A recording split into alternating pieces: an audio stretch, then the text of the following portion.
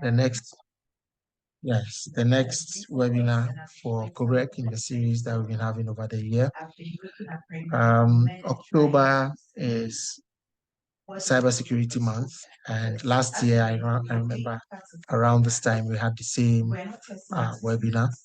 So this month also we have the same resource persons we had from last year to give us updates on how to protect ourselves online. This is going for both academics, for administrators, students.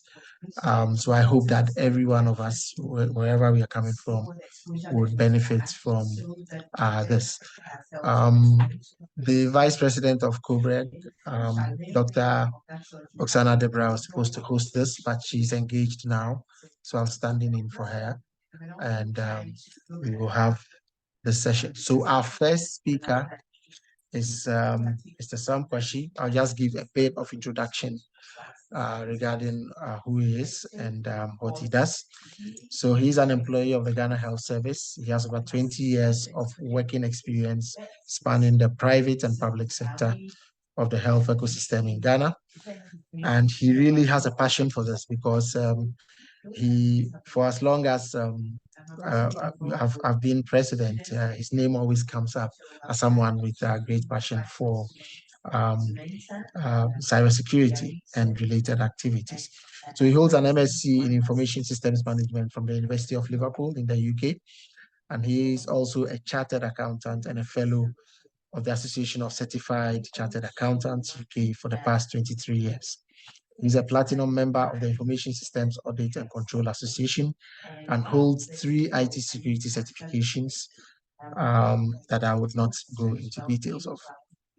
He plays a leading role in setting up the IT department of the Ministry of Health and the Ghana Health Service and the IT units at the regional health directorates and hospitals.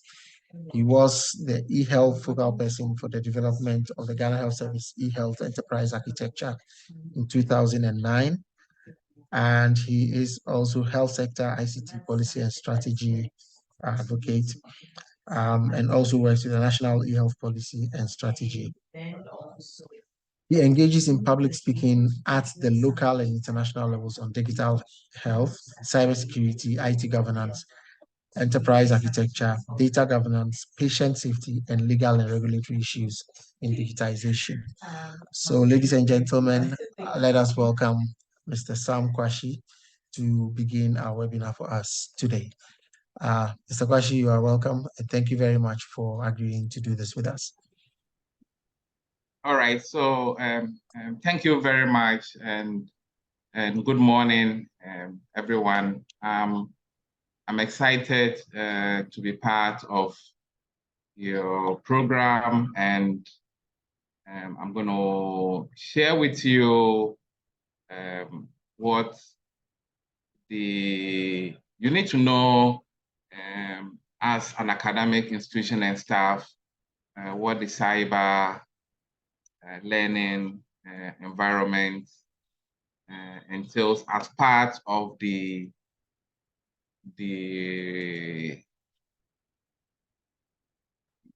cybersecurity awareness month. So I'm going to start my presentation in a moment. Okay. Okay, so I'm going to be talking on the. Can you all see my screen, my slides? Yes, you're live. Okay, perfect. Yes. So I'm going to be talking about the cyber hygiene practices for academic institutions and staff. So understanding what the cyber threats in the teaching and environment is, and as it's applicable to the lecturers as well as the students and also other practitioners in the ecosystem. So I'll be talking about what the cyber threat is, and I'll also be sharing with you how to understand the threat landscape and also what is referred to as the attack surface, I would also do an anatomy of the learning and teaching environment, trying to put into pieces, identify the components, putting them in place, the teaching and learning digital ecosystem, an overview of the attack vectors, and then we talk about basic cyber resilience. So we'll move into the realm of cyber hygiene practices. So it's my expectation that by the time I'm done with the webinar, you know what the cyber threat is. In any environment that you find yourself, you'll be able to understand the threat and attack surface. You should be able also to figure out what the ecosystem is in terms of understanding the components of your digital environment and how you can be attacked via what is called the attack vectors and what you can also do to protect yourself. Okay, so what is a cyber threat? So a cyber threat is any activity that seeks to steal data, damage the data, or disrupt your computer systems or a digital activity. So if you have a laptop or a desktop, or you have an digital academic resources, and you sleep and wake up one morning and you suffer some distraction, you cannot log on to the system, students cannot log on to carry out their academic activities, you have been hit by a cyber attack. And the threats normally come in the form of malware, social engineering, and ransomware. And I'll talk about this in fine details as we move on. So to understand what the cyber threat landscape is, it's simply looking at your entire ecosystem, okay, from either an individual perspective or from the institutional perspective. So let me start with an individual perspective. So let's say I have an iPhone, I have an iPad, I have a MacBook, I have a printer, I have a router, I'm connected to the internet, I have a little server in my house, I have my kids and my siblings and my wife also connecting to my Vodafone internet access in the house. So this can be described as my landscape and also the threat landscape, because the threat landscape seeks to talk about the scope of potential and recognize cyber threats that affects your end users, your computer system, organization at any point, a particular point in time. So with regards to an academic institution, you have to look at, do you have internet access? Do you use any student-centric software application at the institution? What devices are used from the lecturers to the students to other practitioners in the institution? What channel do you use to connect to the internet? Do you use your cell phone and use the GPS to connect to the internet, or you have a wide, let me say, campus-wide internet connectivity, or you use a Vodafone or MTN router? So you need to understand all of these components, and that is what is referred to as a threat landscape. So in the event of any attack, you are clear in your mind where it could be initiated. Okay, so this gives you a snapshot view of what conventionally happens in the academic institutions in terms of collecting data on students. So you collect your, every student has a student ID, the captured details of the students, their first name, their last name, their sex, their date of birth, their marital status, where they work. So you have all these details. In addition to that, also you require information on their health condition. So are they allergic to any medication? Do they have any medical conditions that will require some routine intervention or require them to visit the healthcare institution every now and then? In addition to that, you want to know where people reside, their halls of residence, as well as their financial status. So what is the total amount of fees for the course they are not taking. How are they paying? Are they on some sponsorship, full scholarship, or past scholarship? Are they paying cash? You need information on all of it. Then who is taking care of them? In the event of any emergency, who do you call? Their parents. Who are their parents? Who are their guardians? Do they work in any corporate institution? Do they have any special needs? Are they physically challenged or handicapped in the way said that they will need wheelchairs or they will need some special assistance when they undertake their program at the institution? What course would they be participating in? Is it an undergrad? Is it a graduate course? Is it a postgraduate? Is it a short course sandwich program? What is the duration? And what does it entail? Then also, how often do they attend lectures, either in person or virtual? We need such information. And then those students, do they participate in any extra curricular activity? Are they sportsmen? Are they part of any, let's say, cultural activity? What do they do in terms of any political? Are they part of the political leadership of the institution? We need to capture all this information in addition to the faculty that they belong to, as well as undertaking the faculty, the performance, assessing the performance of the faculties. How many lecturers are in the faculty? How many students are they per how many lecturers are there per students? Which of the courses run in this institution is the most preferred, and which faculty is that? So you can get all those information from a student-centric system, as well as also document the grades and also assessment of their performance. Are there any publications that are the outcomes of any research undertaking? And then also, did you run any e-learning platform to support teaching outside the conventional and traditional way of teaching? Okay, so then we also need to know the infrastructure that this student-centric system will sit on. So you need internet access. There definitely has to be some modem, and you need a firewall to protect the data that is generated from unauthorized or illegal access, as well as determining where it will be stored. So which servers are going to be used? Are you going to use on-premises servers, or are they going to be stored in the cloud? You need connectivity equipment like the router, the MiFi, the workstation. How would the members of the academic institution connect to the campus resources? Are they going to be using their smartphones, their tablets, their cell phones, their desktop? So once you have this understanding, you have a fair idea of what your landscape is. Okay, now understanding the landscape also takes you to what is referred to as the big data.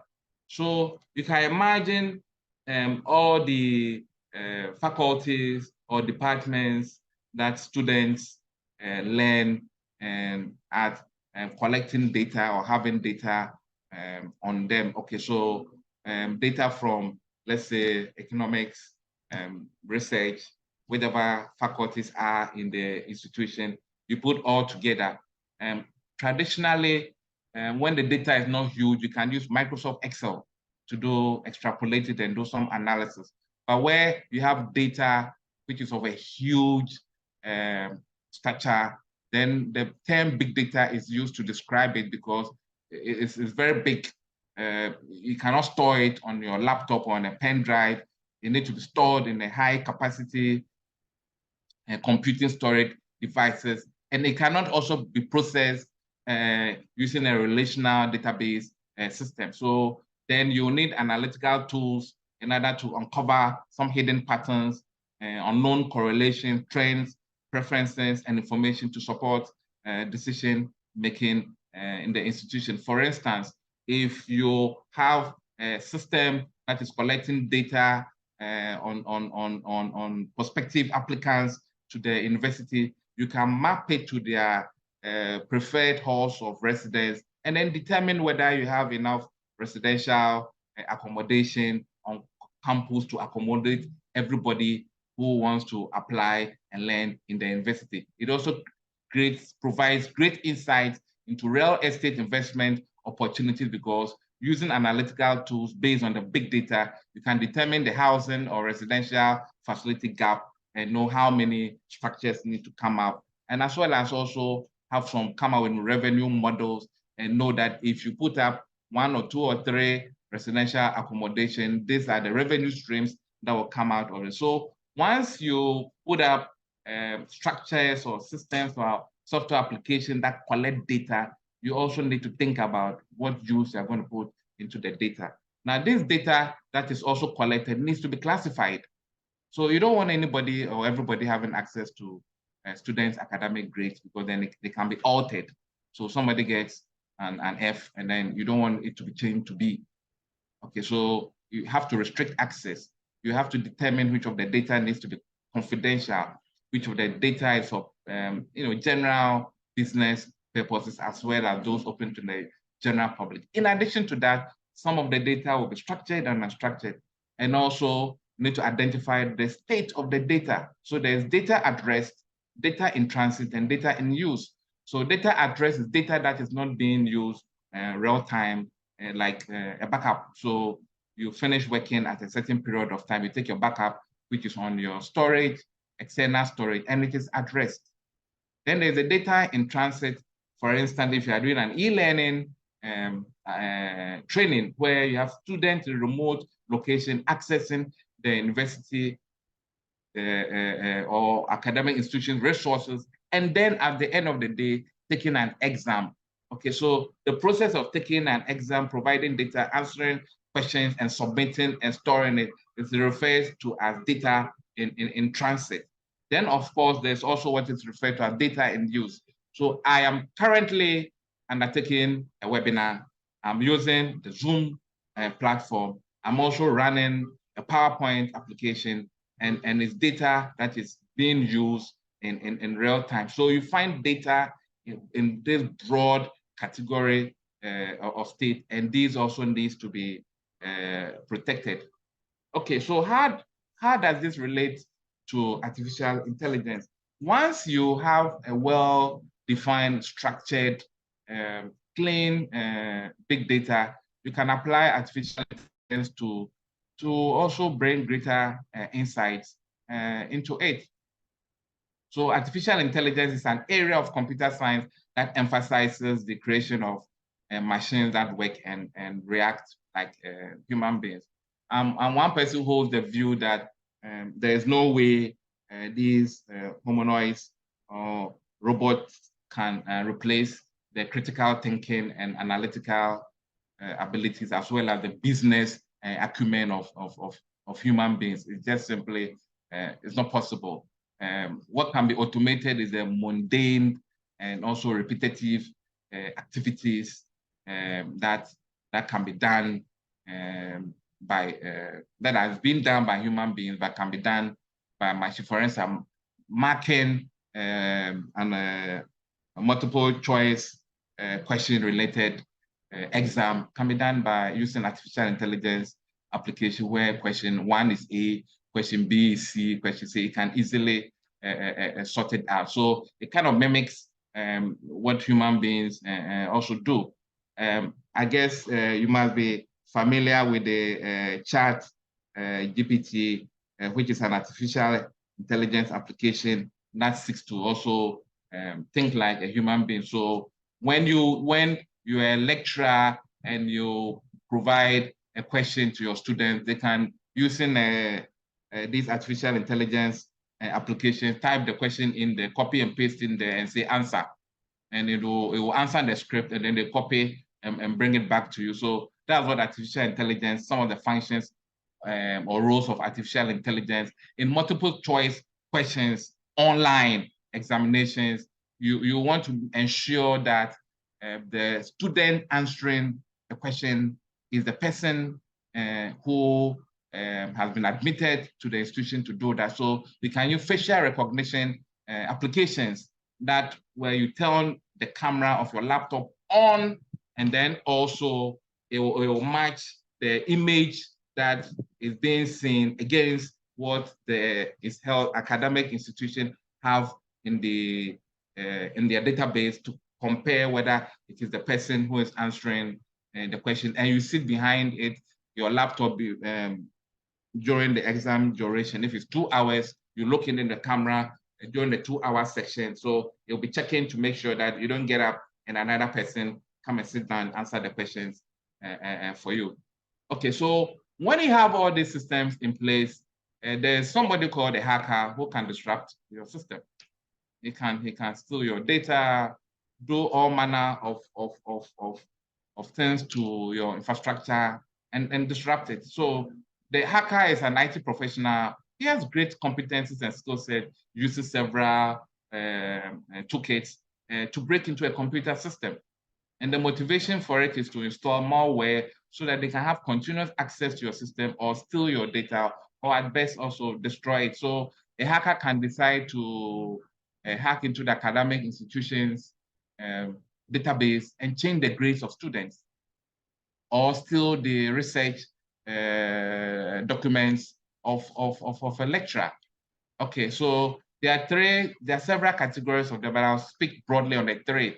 The black hacker is a hacker. He's black because he does things with very evil and malicious intentions. He wants to break into your system to benefit from it. So they are the people who would break into your academic institutions, software application, and then tell students that if you pay X amount of money, they can change your grade from C to A or whatever it is. So they are the people who do that. They gain illegal access, unauthorized access to computer systems with the intention of making money from it. They break into banks, institutions, database in order to steal money. They break into other systems to steal the login credentials. So if you have a system where you have, let's say, the Ghana card and then plus other details, the black hacker is interested in stealing the details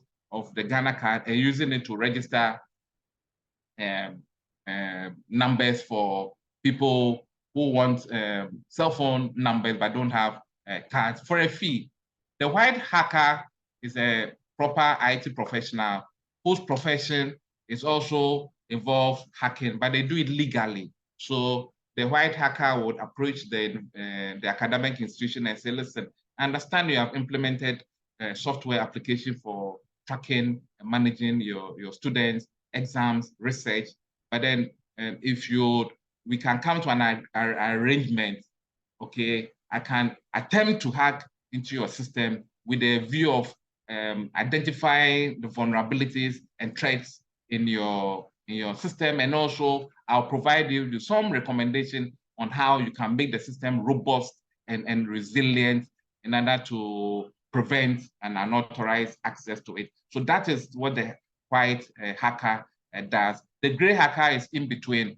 He doesn't do it for a fee. He doesn't also do it for malicious intention, but then he wants to do it for the fun of it. So the moment a company says that, okay, so we have 100% hacking proof,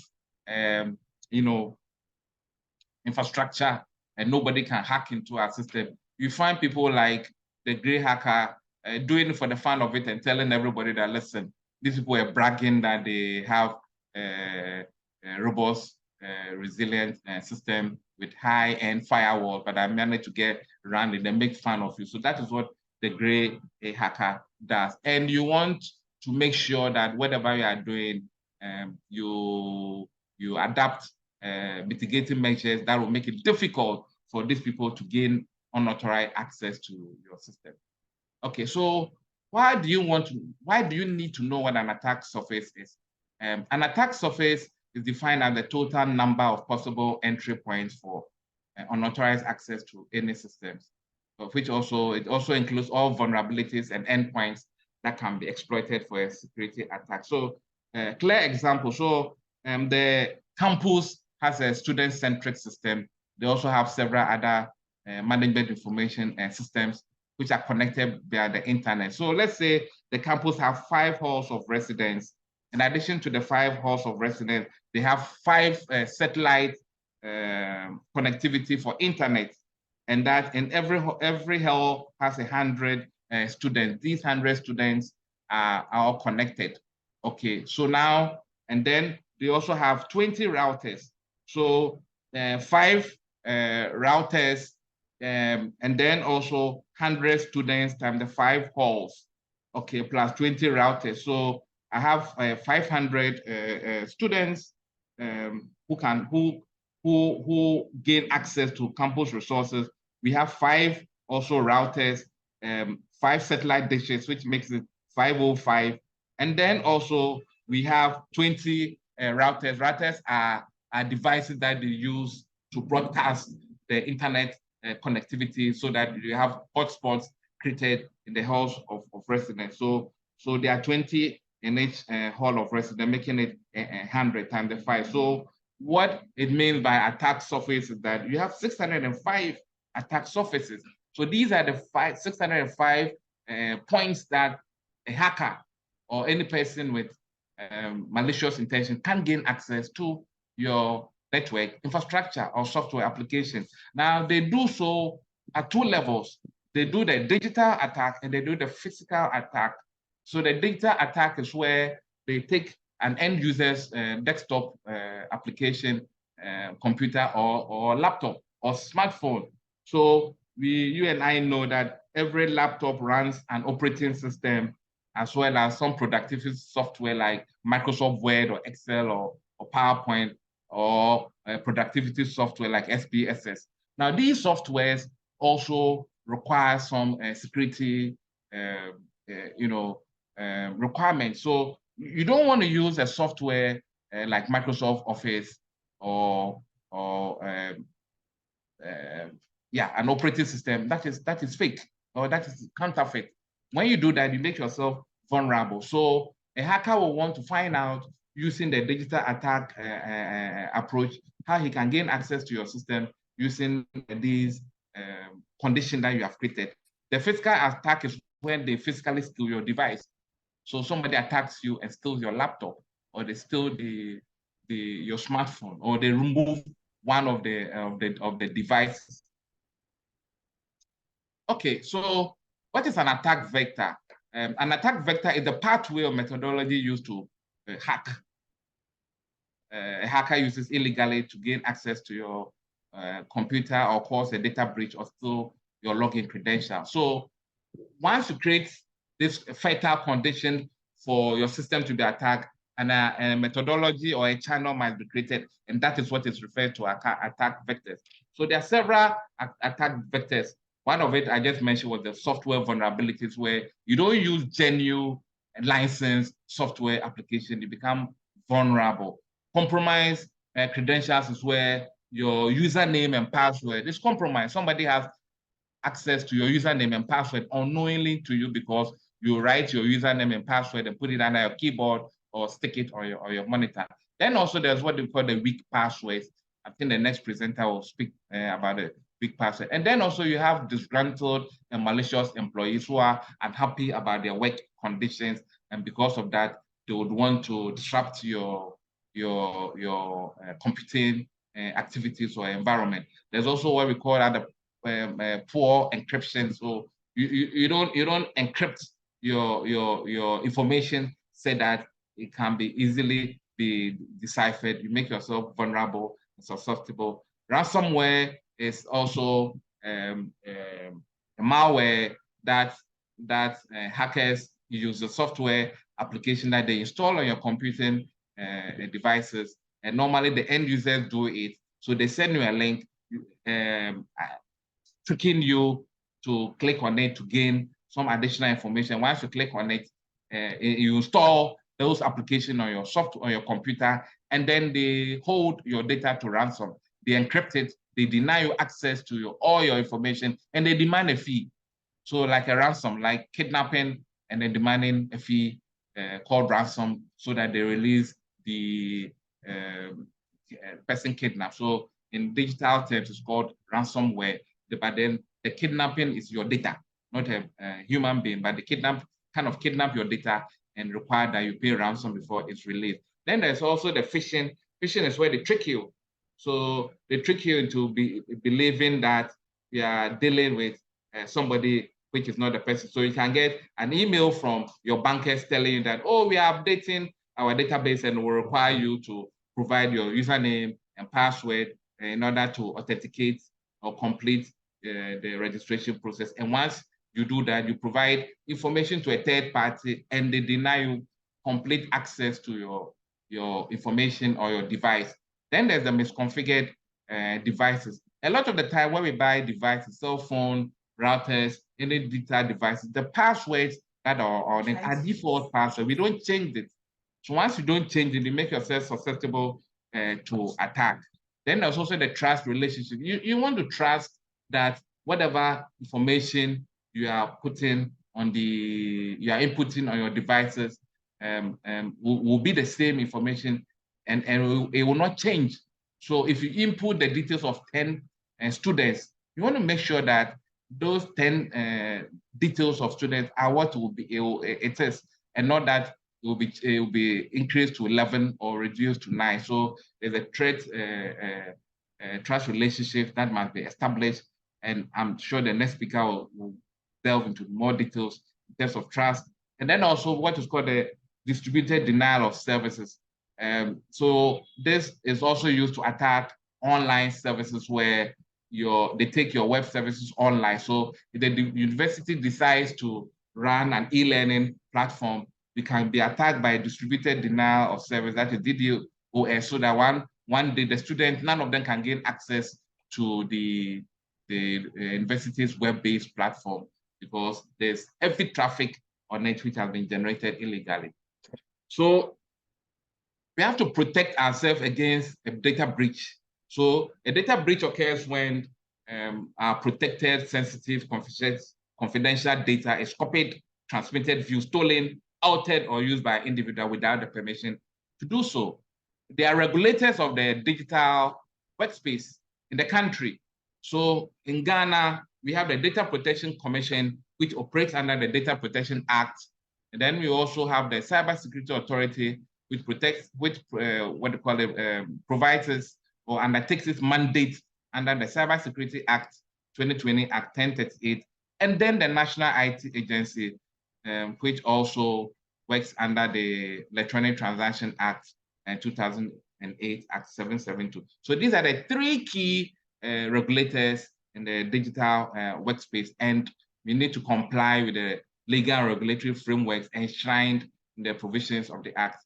So so this is just a walkthrough. Under the Data Protection Act, you need to understand that once you start collecting what is called personal identifiable information of individuals, you need to register as a data controller. So you need to register as a data controller. So if your institution decides to collect personal data, you need to register as a data controller. If the institution collects the data but is unable to process the data and hands over the data to a third party, that third party needs to also register as a data processor with regards to ensuring the privacy, the confidentiality, the integrity, as well as the security of the data that is collected on the student. And then also the terminology data subject is used to describe an individual who is the subject of the personal data. Every institution that collects personal identifiable information needs to register with the Data Protection Commissioner. And if you don't do it, you'll be liable to a fine of 250 penalty unit. The penalty unit is 12 Ghana cedis or 2 years or both. Once you start collecting data, let's say about the students, you need to understand that at some point in time, they have the right under the Data Protection Act to request for an assessment. So they can write to a student can write to the Data Protection Commission with the view of requesting them to undertake an assessment as to whether the institution has complied with the Data Protection Commission with regards to the provisions outlined with it. And when that happens and the Data Protection Commission undertakes its assessment and finds out that the institution has not complied with it, you are obliged to compensate the individual if it can prove that the person can prove that they have suffered damage or distress because of the decision that were made. And that person will be entitled to some form of compensation. And this is under Section 43, the Data Protection Act. Okay, so there's also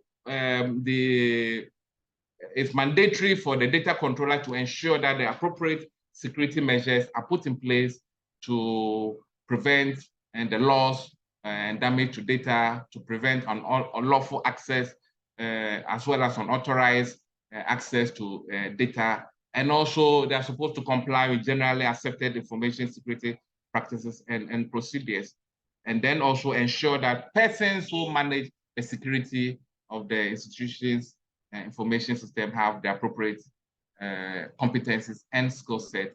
When there is a data breach, the Data Protection Act requires that every individual who is affected by the data breach must be notified. So when you are compiling or designing any information system, you must make sure that you collect the cell phone or number, email address, or some information that will enable you to reach out or communicate to the individuals.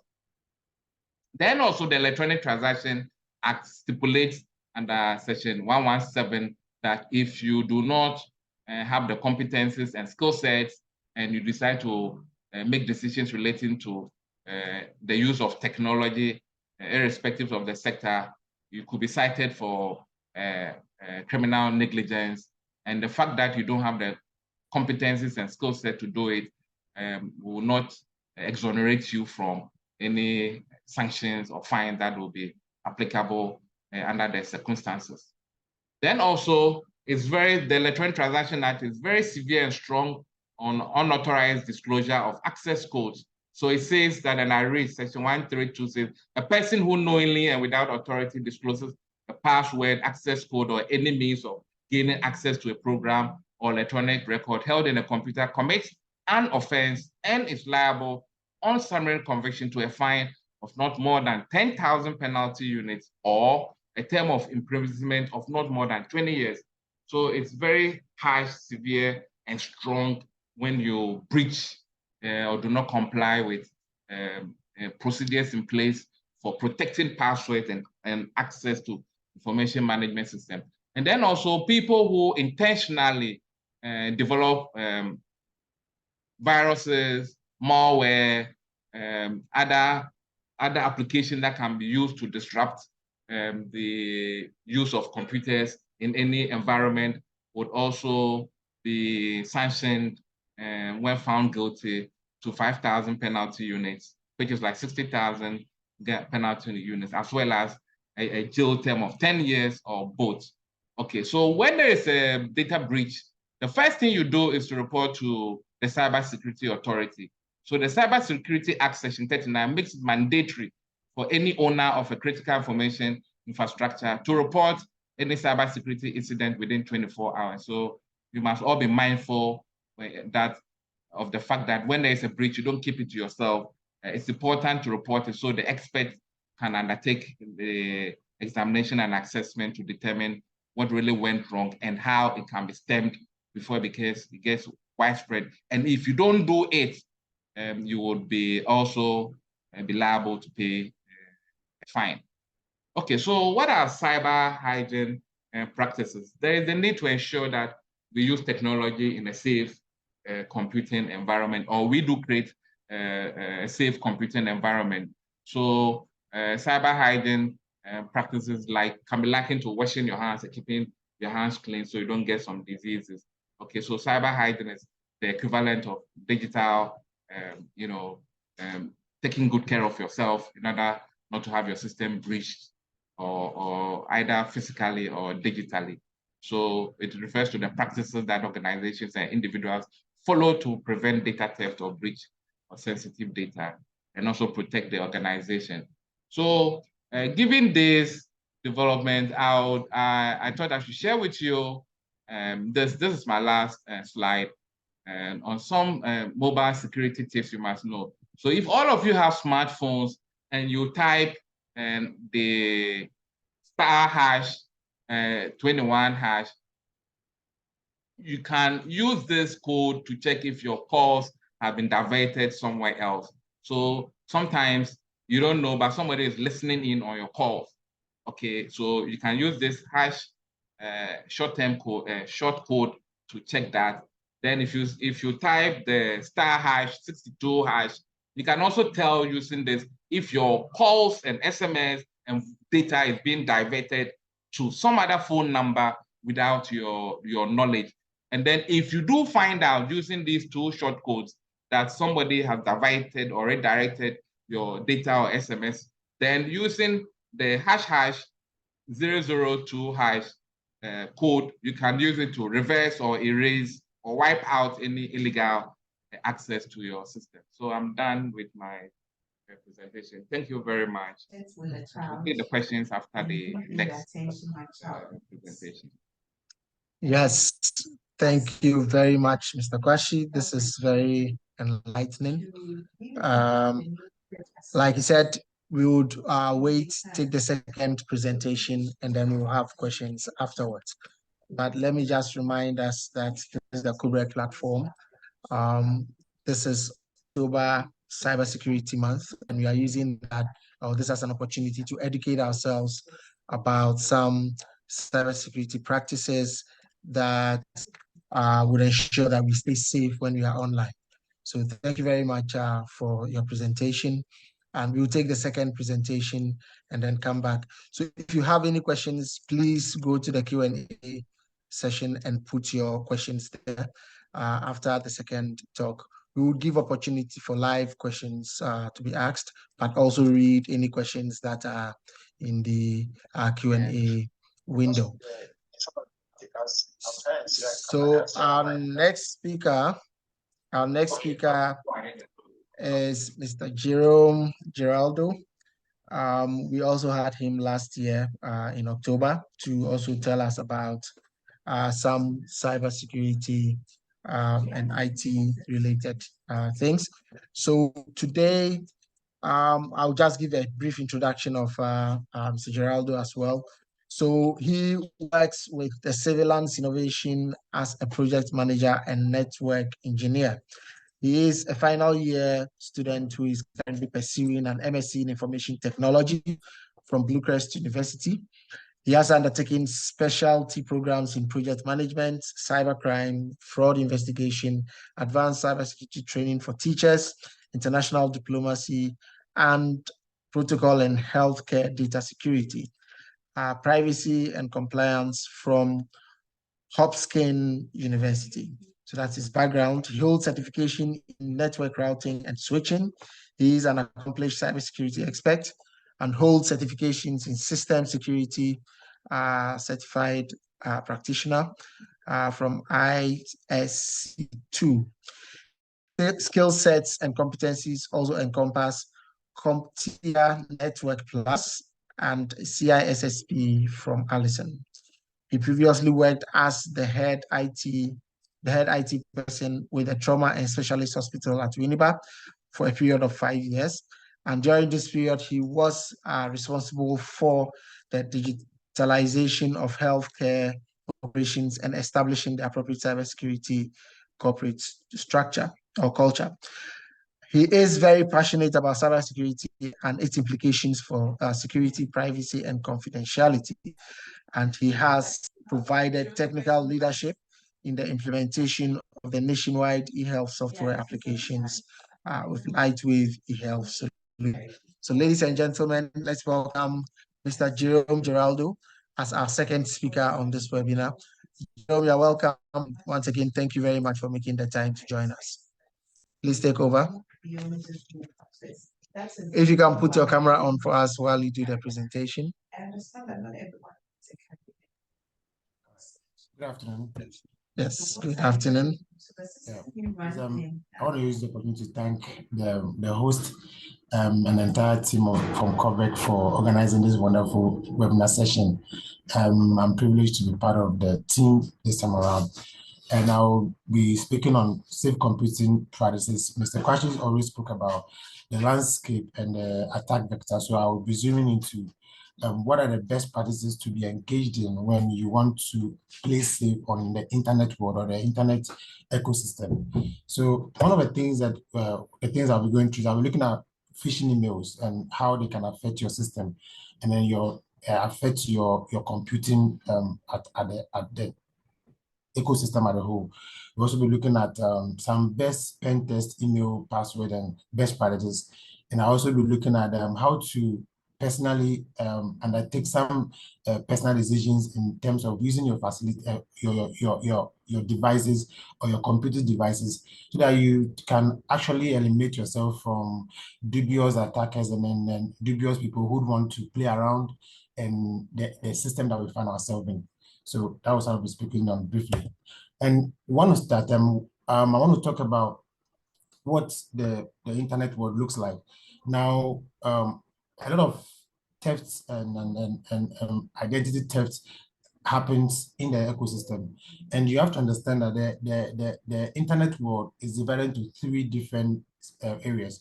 We have the surface internet, where you can Google in and type Google, you can type Bing, and then you can actually use website and then access your information. Then we also just call the dark world and then the deep world. The difference between the dark web and the deep web is that the dark web actually is where we have data being encrypted. So you cannot actually just browse and then get information, but mostly a chunk of information or most of the sensitive information that hackers or malicious people are looking for are actually operating in the dark web. But in the deep web, we have what we call like academic institution like UCC, University of Ghana, government organization using databases to manage their computing environment.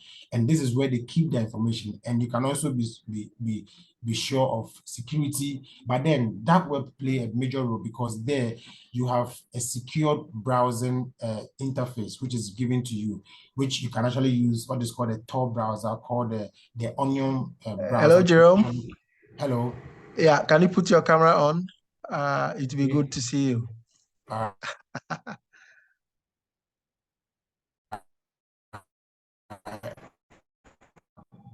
Should be on. Yeah, I think my camera is on. Please, can you see me now? No. Is it okay now? No, you're not. You're not on. Yes, but you go on. You go on. Okay. There's something happening. Yes. Okay. So these are the three different dark web. So most identity happen during data breaches. So data breaches is when your data is manipulated and then somebody can actually steal it and you can't have access to it. And then you can also be taken unaware when you are browsing in an unsecure website. So for instance, most people just click on links and then they have access to whatever they are doing, not knowing that a third party or a third unauthorized person is actually browsing from behind and seeing whatever thing they are doing on a system. So unsecure browsing is a problem or is a challenge. And it's easily can be solved when you want to browse on the internet and then you want to see whether the website you are going to is actually secure. So you can see some identical issues like, is it HTTPS or HTTP or just a link which is not secured? So mostly when you click on the website or you are clicking on a link and the website is popping up, you must see on the address bar whether the link is, the website is secured from the address bar. It actually notifies you. Then we have more malware activities. Malware simply means malicious activity or malicious software, where somebody can just send you a software, a code, then you want to download that code, or it can be an application, it can be an app on your phone, and that app you are installing on your phone has a malicious code inside that gives access to whoever designed that code to have access to your system. Then we also have the credit card theft, which is also rampant now, and we need to be careful. So coming the next slide. So then how can we be able to solve these petty issues as academicians and in an academic environment? First of all, phishing emails. Somebody sends you an email. in an academic environment, a registrar sends you an email as a student, or the vice chancellor sends you an email as a lecturer, and then you want to attend to the email, you can watch on the screen that I actually itemize every action that has been taken. So when you look at this email very carefully, the email is supposed to come from Microsoft. But when somebody is sending you a malicious phishing email or a phishing email, what is that? Is that the phishing email is coming to you to seduce you. Let me use that word, to seduce you, so that you can give away sensitive information, either financial, personal, and the attacker or the attacker behind the scene wants to use the information for whatever reason they want to use it for. Whether they want to steal from you, they want to bully you, what is called a cyber bully, or they want to use it for political reasons. So and then you must understand that when emails are sent to you, when a hacker is sending you an email, mostly they may not be speaking your language. So let's say a Japanese hacker is sending me an email. What they do is that they type their whatever into you in the language they understand. Then they use a language translator. So normally there can be a grammatical error in the communication given to you. So you have to be very careful when you are replying an email coming from a corporate institution like a bank, like your institution, academic institution, like any other institution asking you to take an action. So number one, this email coming from Microsoft.com is wrong, because when you look at the screen, the Microsoft is not spelled correctly. So the email is fake.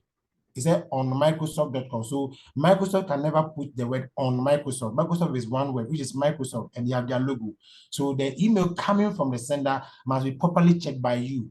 More importantly, when you are paying online, because most of us as academicians, we do online purchases. So you are buying from Amazon.com. You must check whether the email or the email writing to you is actually from Amazon. So you check a fake email address.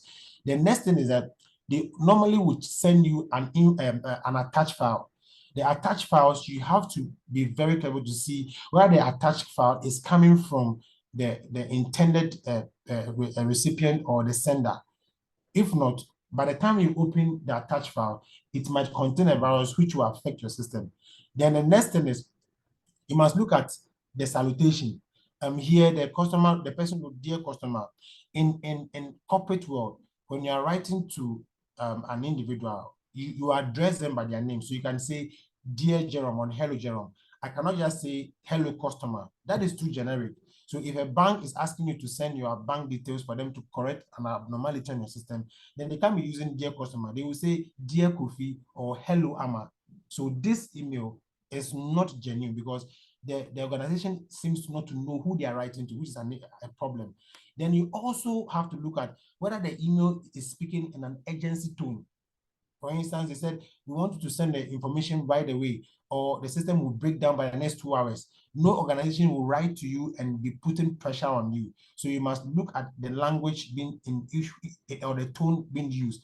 Is the communication pushing you to take an action right away? If the communication is pushing you to take an action right away, then it is malicious. There is something wrong with the email. Then another thing is that the grammar may have a problem. So for instance, it says to customize what's included in this email. So you can't be writing an official email to a client and be using poor grammar. That would mean that you don't have a proper HR system, or you don't have a proper public relation officer working, or a proper administrator, or a qualified administrator, sorry. So you must check all these things. And then they provide you a link, and this is where we have a problem from.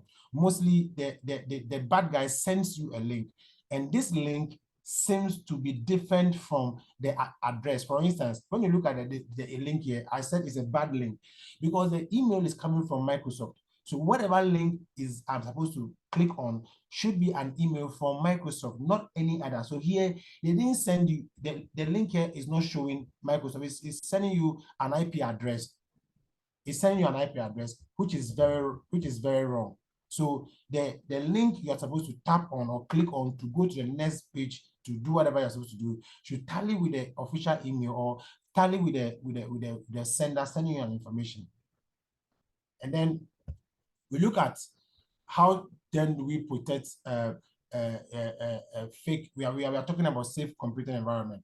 So another area I want to look at is your devices you are using. So detecting fake operating systems, before using it. So for instance, you realize that most people just go to a shop and then buy a computer and they just install Microsoft Word, Microsoft whatever, install their players, install their applications they're running. It is very wrong. You need to know the device you are buying. Is it from a legitimate supplier or a legitimate vendor? We have HP, we have Dell, we have Lenovo, and all kinds of vendors. So the device you are buying, is it branded from the vendor or is it a third party? So we have third party productions in the market. With those ones, as soon as you log on or you switch on the device, it tells you that your Windows is not activated.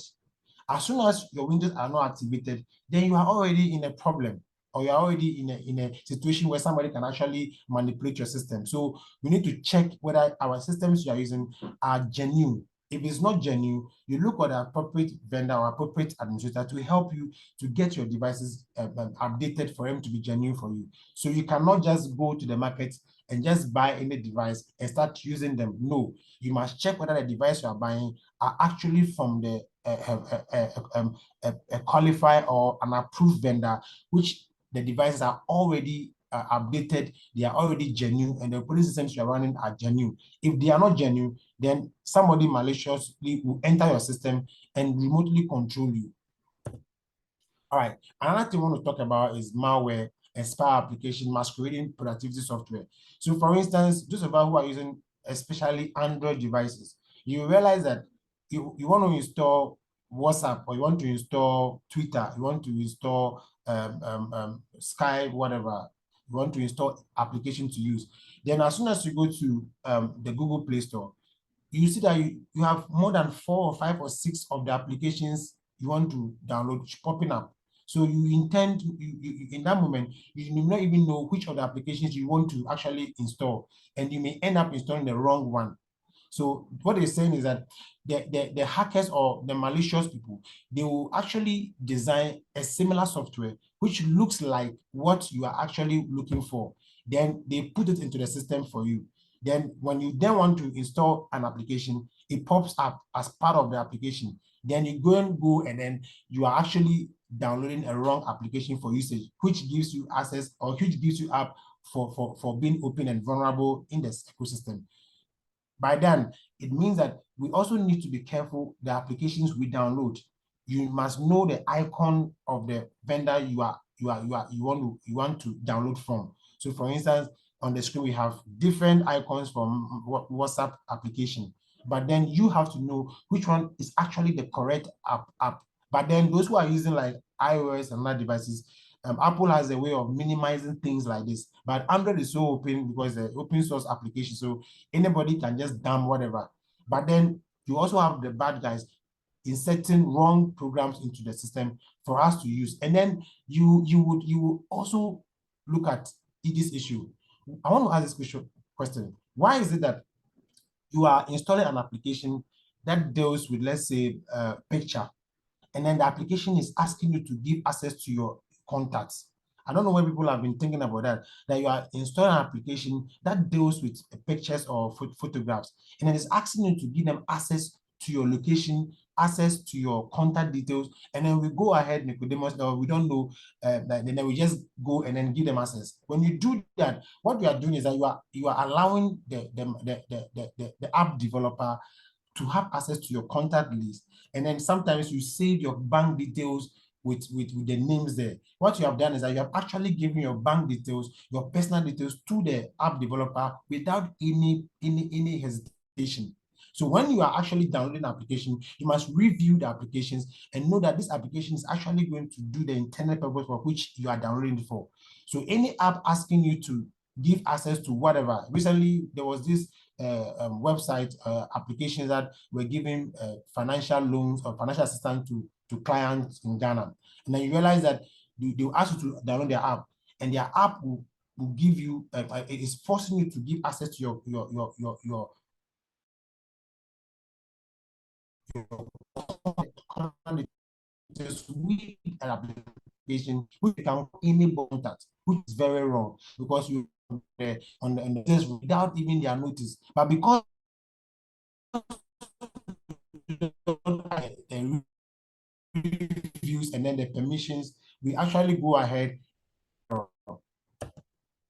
All right. So how does ransomware take place? We are talking about safe computing environment. How does it take place? Ransomware to your system, and whoever have access to the system is asked. We have some malware issues where people cannot even pay for. We are here to know whether it's actually a ransomware or whatever malware, how you operate. So how does it operate? You are before your machine.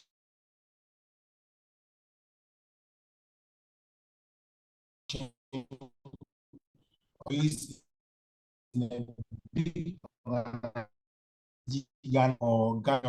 normally they will a TO or the secretary who have more access controls in the system, or the IT person, or whoever have they think the person can have access or have more access in the system. They normally will throw the files at them.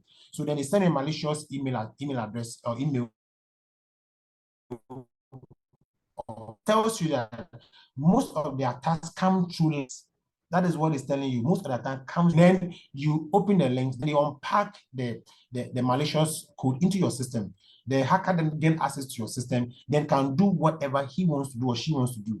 Then it goes to encrypt your files. It means your files cannot be accessed by you. So imagine you have a banking application which has been taken over by a hacker. It means you cannot pay your customer. Your customer cannot even make deposits. Then they demand for a ransom. That is why it's called a ransomware.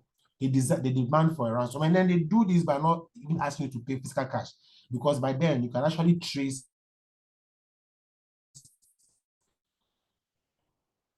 the source. Then they ask you to pay through a cryptocurrency, Bitcoin or the Ethereum or whatever, because of that you cannot trace them, because they're actually using a blockchain technology which you cannot trace. So your money is actually lost. Then they give you access to the system because you have paid. But most of the time, even if they give you the access, they still want you to pay more money because you actually need the file or you actually need your document. So we need to be careful on how these things work. You must not be seen opening all kinds of links. And mostly they use pornographic pictures, pornographic images, things that will seduce.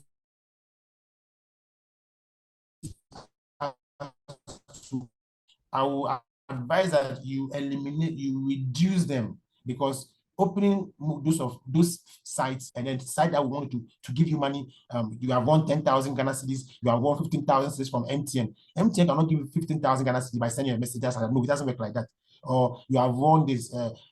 Usually there was one that said Mama is giving out money. So if you click on this link, you'll be able to receive the share of the money, which is all false. But because it is money and it is other things, people were sharing the links, and they were sharing codes, they were sharing malicious codes, and people are accepting it, which is very wrong.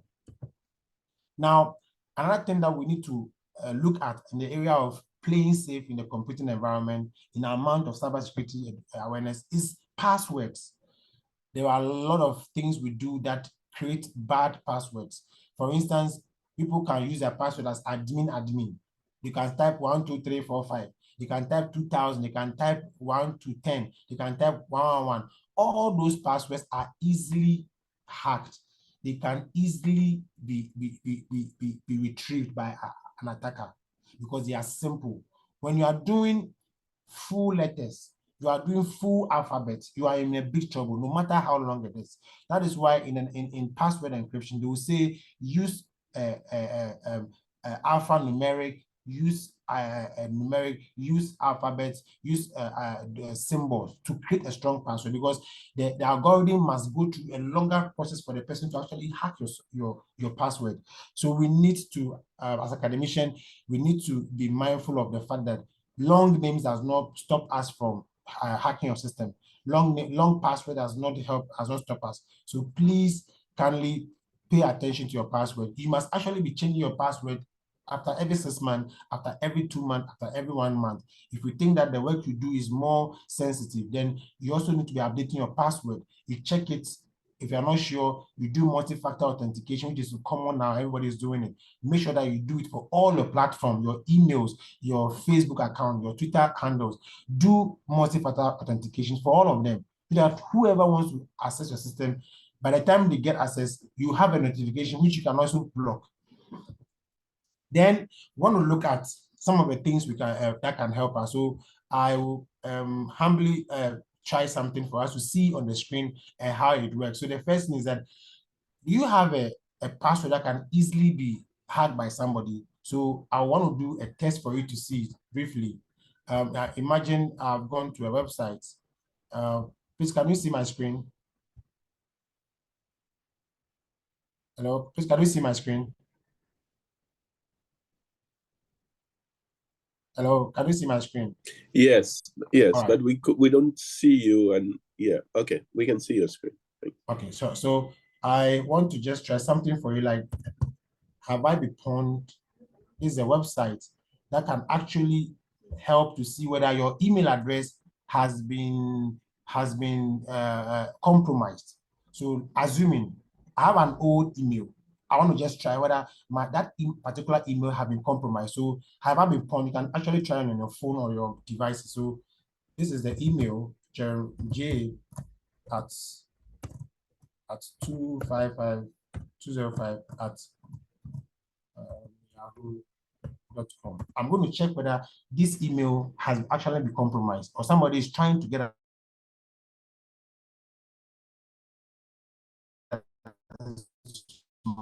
So I've tried. So it's going to read to share this email for me to use as a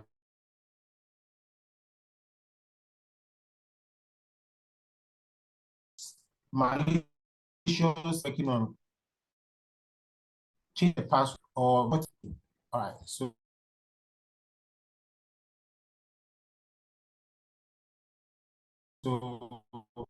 and found no has a little bit of issue. So 7 data breaches have been found in my email. So it means that I'm not all that I can go ahead and do something about it. The security space email. Now I want to try another email of mine, which I'm more careful about. So I will do that briefly. So I tap this one. Which is more current and I'm more careful with this one. All right. So it says that okay, this one have 4 pwned is pwned. It says 4 data breaches have been found. So you can actually play with your email address to see whether your email address is safe. Then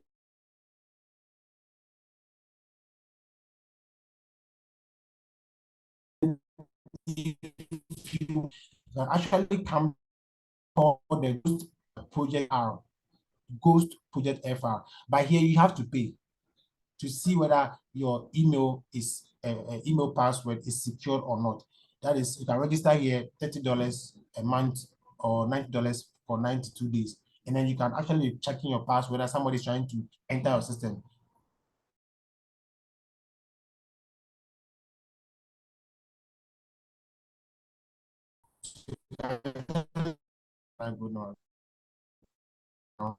All right, so we have that is corporate institution with corporate website.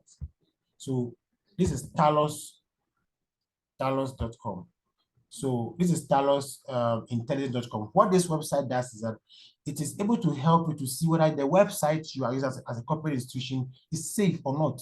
Because somebody can hack your website and bring your entire website down. And that is a big challenge. Recouping it back will cost you a lot. So Talos Intelligence was designed by Cisco. And then it's a free application. You can actually try your hands on it. So this morning I was trying Ghana Health Service. So Ghana Health Service.gov.gh, whether they are actually safe because they are the health sector of Ghana.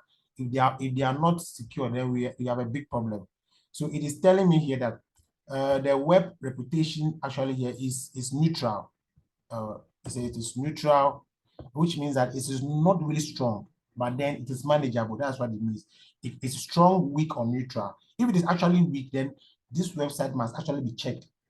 The security features have not been mounted. That's what it means. So this website is okay. Then I can also go. So if I'm a hacker and I want to hack this website, I will try it here and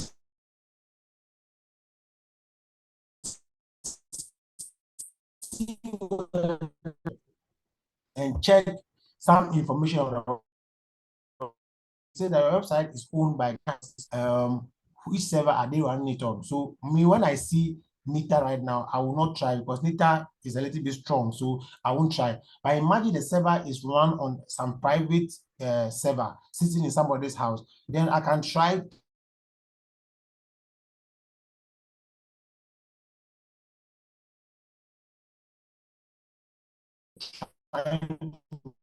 hack the system vulnerable on their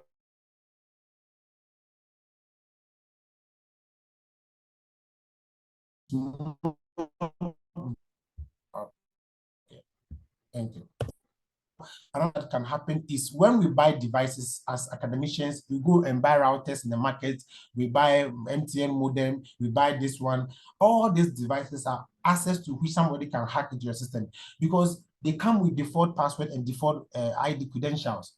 When you buy any device, the first thing that you should know, you should do, or you should tell the administrator helping to you to do is to change the login credentials. That is the first thing for you to do. Even as an academician, when you go to an IT department, for them to give you an access to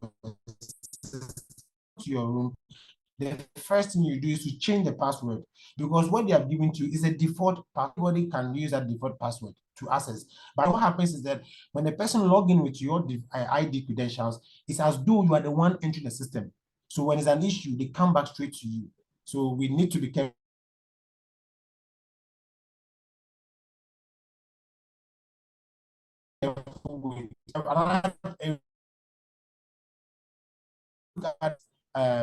Of vision and submission. Submission is where they send you fake email messages to your phone, and then they can say, "Oh, you have congratulations, you have $1,000 Walmart gift card."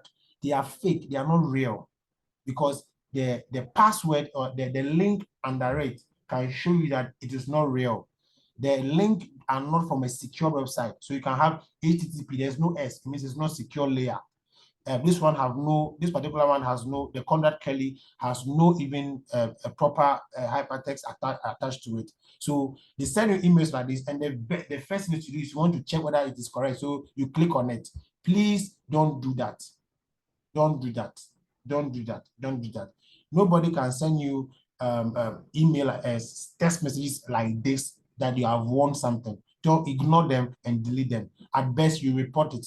That is all. Because we want to play safe in the computing environment. All right. So one of the things I was talking about we can do is that we can activate our softwares by running updates on the system that we buy. Mostly people don't even run updates on their phones. They don't run updates on the computer. Some computers are very slow. Sometimes because there are bugs on the network, we don't run updates. So it makes it easy for somebody to even access your system, because if there is a malicious code sent to your device, the update comes with a patch. The patch will correct every abnormality if there is an error with that particular software. So if you're not running an update on your system, what you are doing is that you are allowing your system to be vulnerable for anybody to have access to it. That's what you're doing. So updates are very, very, very, very, very important. You must run updates if it is weekly, if it is monthly, based on your schedule. You can leave them overnight, and the update are done overnight on the system for you. All right. And that's what I was talking about. Then the last thing I was saying is when you allow your system not to be updated, what happens is that you are exposed to all kinds of manipulations. But then the last thing I want to talk about is that people who go and then download softwares online. You just download something and then, okay, Charlie, I want software to use for this. So Charlie, can you get me any software to use? Then they will go and give you some crack software on the internet. Then you start using it, not knowing where it is coming from. After 2 weeks, software is not working again. Then you have to go for another one. All those things create a path for somebody to track you. And don't forget, a hacker or a malicious person have an intent to steal your identity, to steal your banking information, to steal any information very valuable, to expose and then to compromise you, even your health. So we need to be careful with things like that. With that, I come to an end of the presentation because the time is short. I have to run fast. Thank you very much. Thank you for listening. Oh, thank you very much, Mr. Geraldo. I think that has been worthwhile. I could see myself in some of the things you were talking about, and then trying to tell myself, be advised. Okay, thank you very much for this very informative session. So, ladies and gentlemen, we are at the Q&A time. I think they've shared very useful information with us. If you have any burning questions, please, you can put your hand up. You'll be given the option to ask your question, or better still, you can put your question in the Q&A chat, and that will be read out so that you get an answer to that. Currently, there was one question which I've answered. Someone was asking whether they will get the recording of this session. So I've already indicated that we would talk to the speakers, and if that is okay, we normally host all our webinar recordings on the website, the COBREG website, so you can get it there. But maybe let me open the floor with the questions.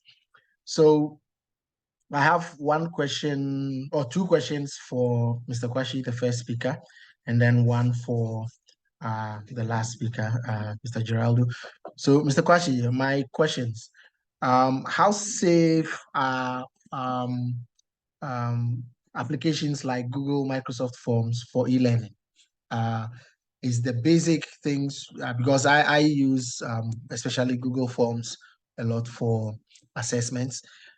Is the as a basic user, am I safe, or are there some challenges that I need to be aware and to tackle those? And then my second question is the the codes that you shared about checking whether someone is listening or diverting your call.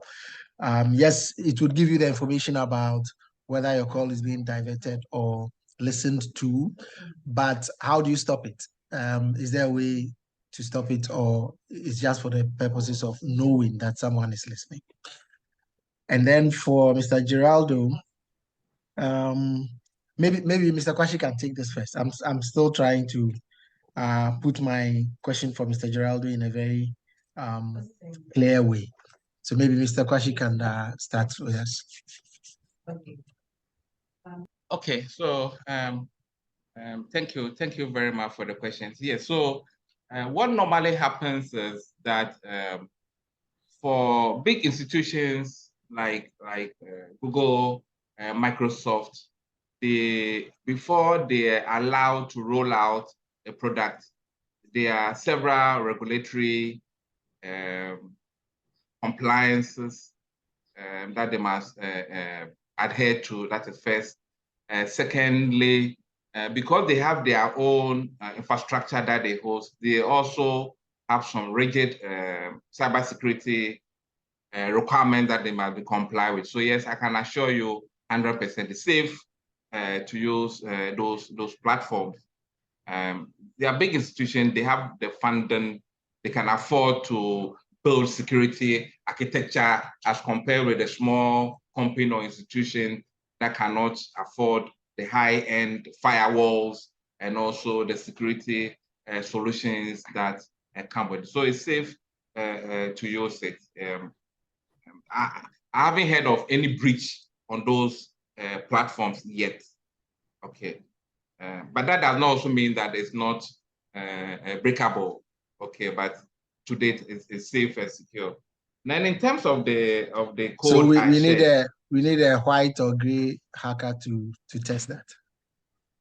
Yes. Yes.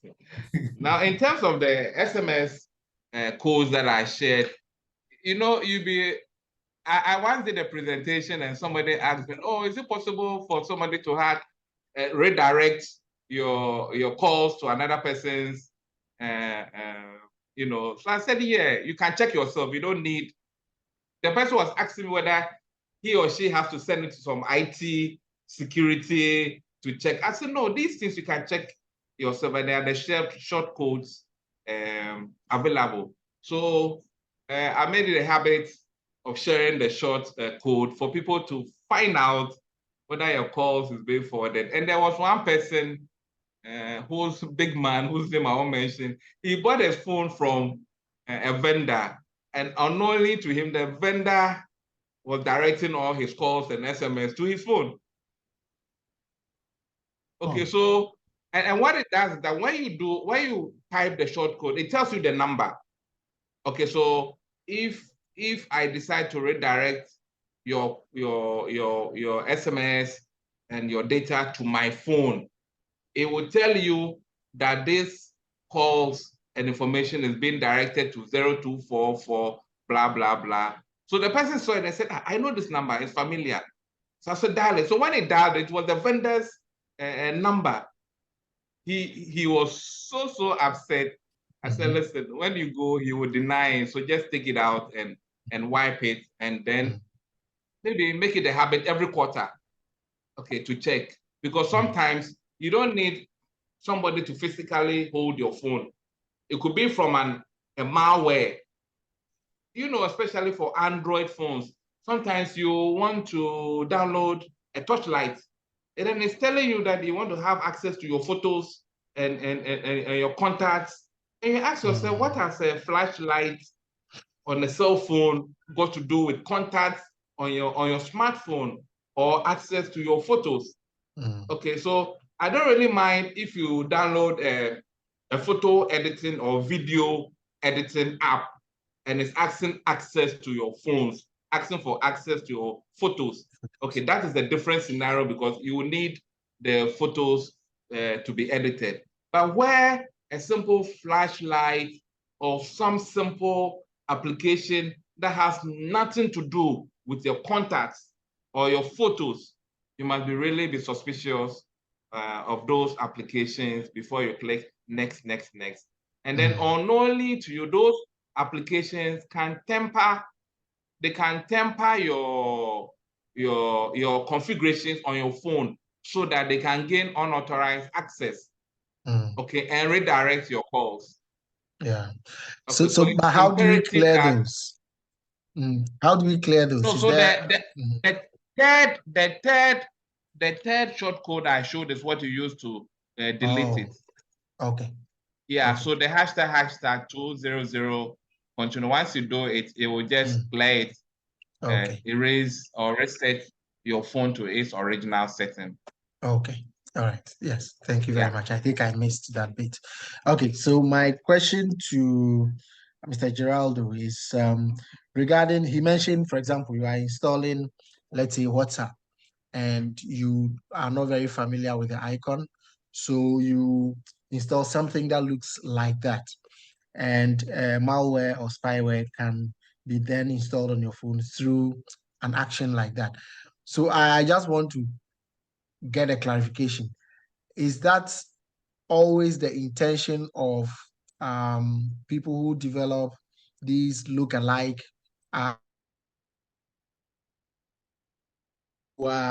if you use some of these side apps, there is a chance that you might get. Is it always the case that these other apps, look-alike apps, are done for that purpose, or that it is in some instances that this happens? I don't know if my question is clear. That's why I was trying to get it better formulated in my own mind. Okay, so we have to understand that the internet ecosystem it's for business. So some app developers are actually looking for money. It's not that they want to just get your information and use it for whatever they want. Sometimes they can use it for a report. They can use it for research. So as Mr. Quarshie rightly said, you are downloading a torchlight and they're asking you for your contact, some information which are not relevant to it. Sometimes it's not just because they want to use it to manipulate you. No, they are using it for research purposes. But because they can't come straight, they develop something that can entice you, then they can get a report from you. So that is one way. And then they also do that because of malicious intent. So and it's not all the applications, because some some vendors or some companies are very careful with whatever they do. So when they see those things, they can sue you. They can sue whoever is developing it, or if they get to know. So these are bad guys who are just in one corner. For instance, I can develop one WhatsApp tomorrow morning and put on Google platform. Because Google Play Store is an open source, it is a free platform. Anybody can put anything there. But for instance, when you go to iOS store, it is more tailored, it is more personalized. So it is very difficult for you to put your applications or your services there if you have not passed the requirements. But so it's a platform you are using, which is an issue. That is why we advise that you use platforms that are secured. For instance, if an item is coming from, let's say, a corporate website, it is more secured than a normal website designed by an unknown developer. So we need, so for now, I tell people that if you have money, move away from Android because it is too open. Move away from Android and use iOS, or I think I'm not doing marketing, but some of the phones are using personalized. They have developed a more what do you call it, customized OS for you to use, and then customized, let's say, platform for downloading their application. Like Huawei has done that. So if you see the Huawei phones, they have done that. But some of the phones, they use the open source market, and with that one, you are actually in a mess. That is why today you are here. Somebody sends you an email from China. Somebody is sending you a picture on it, so you don't know how it happens, but because it's a free platform. And then something I forgot. Sometimes you give your computers to people to repair for you. We should be very careful with things like that, because you see, there's something on your computer called event viewer. When I pick your laptop to repair for you, there's nothing on a laptop. There's no nothing. There's only your applications and nothing is showing you have not opened a program. But I can actually go to your event viewer and see what you are doing. So, and then it gives me details of, so if you have actually entered bank information, stuff in it, and you've closed it, your event viewer records it because it gives you access to whatever happened on your computer in the last 10 years, 2 years, 5 years, 1 month, based on what you are doing in the computer. And they can track from there. So when you are giving your devices out to anybody, please be careful with who you are giving it to. And you can stay with them for them to repair, and you take your item and you go away. But you leave it there, they copy the files in the event viewer and start tracking you. And you don't know how come somebody is able to track your academic program or get into your emails and is doing stuff. So let's be careful. Thank you. Okay, that sounds very scary. Okay. Anyway, so I have one two-in-one question in the Q&A, so I'll just read the two out. So the first part says, are all HTTPS hyperlinks truly secure? That's the first part. And then the second part says, it seems to me that some organizations, including banks in Ghana, don't have security license. Could it not maybe be due to the cost of acquiring the license? Okay, maybe let me try them. So Quarshie will take it. The first part is that you are not 100% safe on the internet. That's what you have to know. You can't be 100%.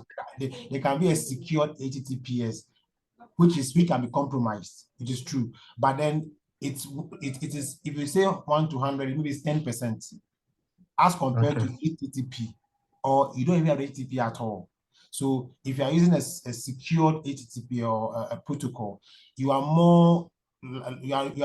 less likely to be taken on unawares than using an unsecured thing. So, well, internet, you are not 100% secured. No. But you should work towards being secured. That's why you are going to the secure channel. Then the licenses, boss, it is expensive to get a license, it's true. But the truth is that if they hack you, you will pay more than 50,000 times than the amount. That's the truth. When a hacker, if you're going for a license, it costs me, let's say, $10,000. A hacker hacks you and takes your entire bank, you may pay $1 million. So you choose which one you want. It's like you trying to have like these blue vans that we talked about. This is a physical protection, security. We said we should get blue vans and use secured vehicles to transport money. We say no, we'll use pickups, we'll use let's say caravans and stuff and the whole money gets missing and they kill somebody. And then you are saying, so you have to see, the security is the best way to go. It's the best way to go. Okay. So you can add more to that.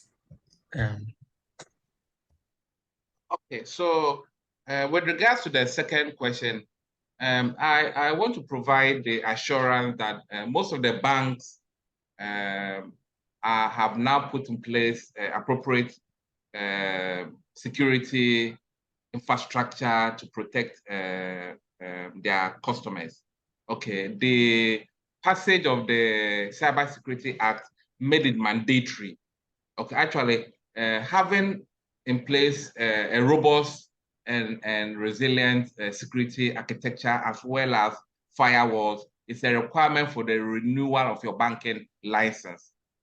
Okay, so if you've been following the activities of the cybersecurity authority, they are licensing all cybersecurity professionals.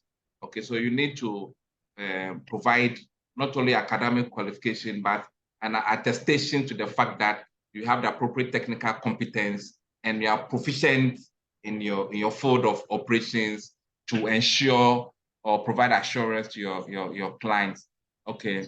In addition to that, the banks also have what we call the financial set. So the banks have a system whereby if you detect a breach, okay, there is a response center that can immediately address the breach when it happens. You know, previously, when a hacker hacks into your account and takes your money, there's nothing to do. Okay, but now they can track and trace, provided you report on time.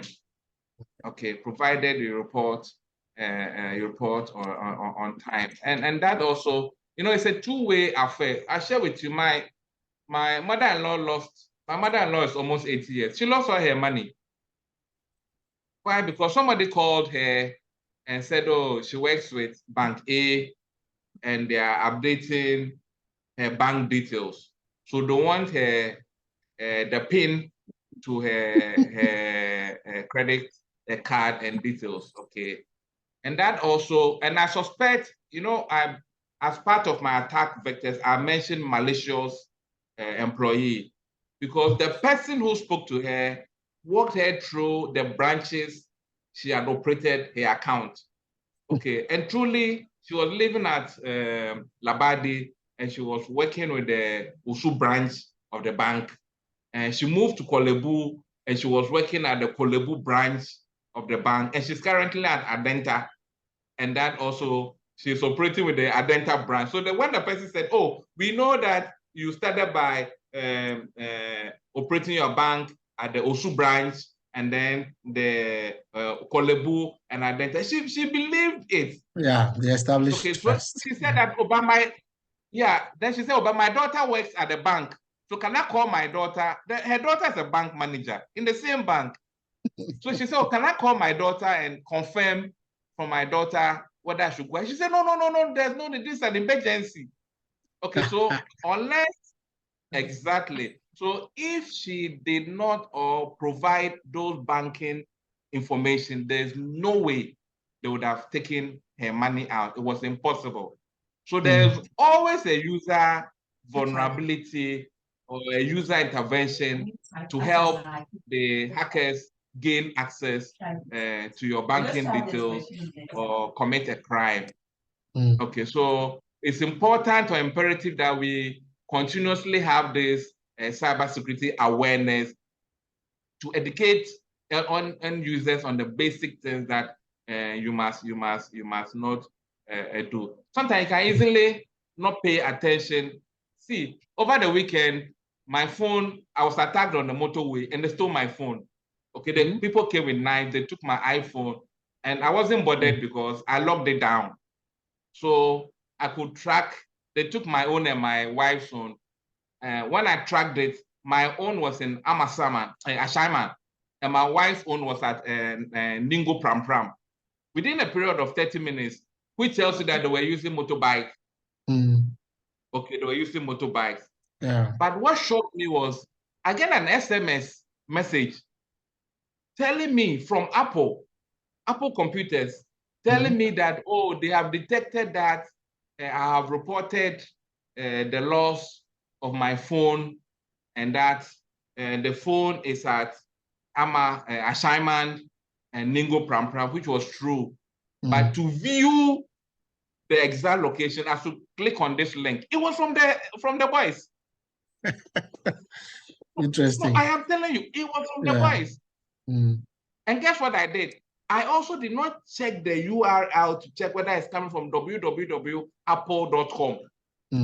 So I clicked on it, it was later that I realized that they have spelled the apple wrongly. Their apple is APPE. There's no L. Okay. So I had to quickly log into my main account and log all of them out. That was how I managed to retain my account details, because I've used it from 2003. So you can imagine they would have taken over everything. Your life, actually. Me. Yeah. You understand? Who committed to me, because I clicked on the link without paying attention to the details. Okay, so it even happens to the security experts then. I said it even happens to the security experts then. Yeah. But sorry about that. That would be very traumatic. I mean, having people stand on you with knives. Yeah. Sorry about that. Yeah. Anyway, so there's one more question in the Q&A. Godfred Kwashiga, and he has an earlier question. So another one. He says, I clicked on an HTTP and it led me to an HTTPS site. Please, any lecture on that? I guess any education on that? Clicked on an HTTP link and he was led to an HTTPS site. Okay. Is that possible? So, yeah. Yes, it's possible. So let me tell you the difference between HTTP and HTTPS. So the HTTPS, the S you see is a secure. Okay, so assuming I have an online portal.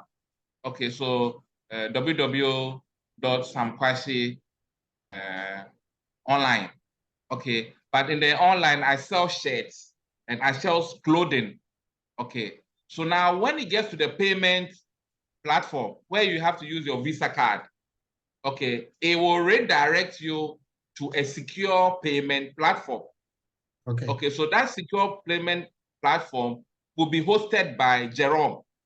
Okay, so even though I have a general normal website, which is HTTP, which is not secure, when it comes to payment for the goods and services, you have to go to Jeerome's payment platform, and Jeerome's payment platform is secure. So you see HTTPS. So that is conventionally why something like that will happen. Yeah. Okay, that's clear. Thank you very much. I don't see any more questions, so I'll ask maybe the last one.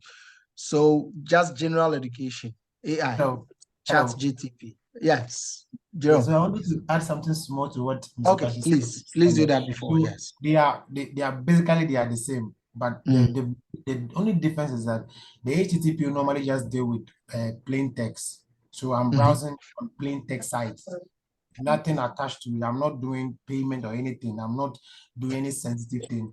I use the HTTP, which is plain. But as soon as I want to do secured conversation, I want to do secure communications, then I move to HTTP, because that one is encrypted. But the plain text is the HTTP is not encrypted, period. So as Ms. Kwasi said, if I have a payment platform on the same website and I'm paying, because I'm now moving to the payments payment category, which must have an encryption to secure the transaction, then it moves to HTTPS, period. So that's okay. Okay, but related to that, so my PC, I'm not sure, whenever it's an HTTP link, it just tells me non-secured and then it doesn't go there. Is it because of a firewall, or because I don't get that very well? Sometimes I'll be searching for some information, immediately it moves to a site that is just HTTP. It just blanks out and tells you cannot access or something. There's a message. I guess that is fine and good. Yeah, that's very good. And normally I use an Apple product. No, an HP.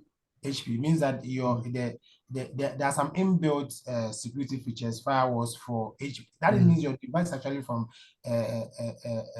a registered or a licensed vendor. If it was on a third party, it wouldn't happen. The licensed vendors will give you an onboard firewalls and security features like antiviruses that will not want you to go to malicious sites. So as soon as they see any link which is not on the parameter of coding, they will not allow you to go, which is very good. But unless you want to go by yourself, it means you are actually tempering by dangerous ground by yourself. But the system, the AI will stop you from going there, because the encryption stops you from going to from going to unsecure site, period. Yeah. But it's very good. It's very okay. All right. Thank you. So now I come to the last question, since I don't see any more, about Chat GTP and generally AI applications. How safe are they? Should we be embracing them? Should we be trying to avoid them? What is the advice for academic institutions? I think, last semester I took a small course in AI. Actually, I actually enjoy it. AI is good, but that is the way to go. But I always say that when you are in a computing environment, you must understand what you are looking for. Okay. Because AI will give you what is available already on the internet. So it can actually be lying to you, because I asked AI to give me an information about Ghana concerning something on health. It gave me information up to 2009. So if I were to rely on that, I'll be giving false information because it's not updated. So you must know what you are looking for. And sometimes AI can give you general knowledge because that is what is available to the database. So it is good, but you cannot just copy hook, line, and sinker and then paste whatever you are doing. No, you must understand what the AI is giving you tallies or applies to what you are doing, and you modify what it is. But just rely on AI and tally is also wrong, because it doesn't allow you to do critical thinking and add whatever you think is right to the document you are working on or whatever information you are looking for. So yes, I use AI when I want to compare what I'm doing to what AI is thinking. That's what I do. So I got an information. I want to see the thinking of AI or Chat GTP and see whether it is making sense. So that is where I go. But I don't just go and copy everything then and use. But that's what we are doing now. And when you do that, you're in big trouble. Yeah. Okay. I said that was the last, but I see two hands up. George, is it possible to activate their microphones? I see Benis Asaku and Daniel Kwati. Certainly. Yes.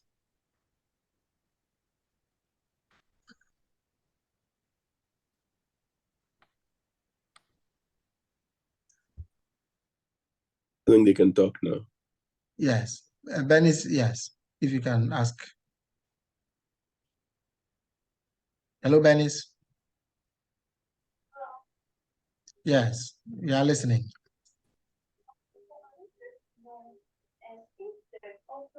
You sound very low. Can you get closer to your microphone? The volume is very low. All right. Is it better now? Yes, much better. All right. So I wanted to find out if there is any short code or any way to block getting SMS from unsolicited loans and other people, because sometimes you're there, you receive SMS from loan sharks, different companies, and you don't even know how they get your numbers. So is there any other code to stop that? Yeah. Okay. All right. So Mr. Quarshie will speak to you, but I think you can't stop them because you give them the data yourself. When you are going to apply for loans from this savings and loans company, the first thing they do is, I know they have a database they dump the information to. And secondly, as we said initially, these applications that allow you to give in your contact details and stuff like that when you are downloading apps, they sell the database to companies like that because they